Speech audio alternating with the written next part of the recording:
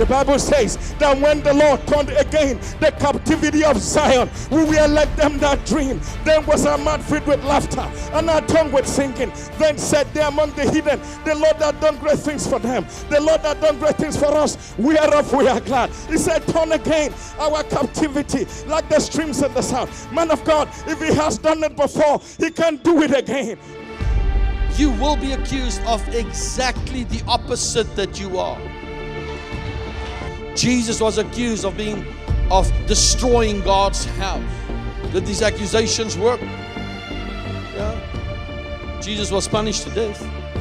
Accusations are very powerful if you don't learn how to deal with this. How do you respond to an accusation?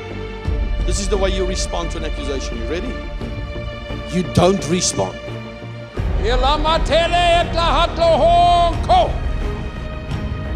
Shaulata is my strength, is divine strength. I uphold all things. I uphold the universe. I am the God that strengthens my people for the journey that lies ahead.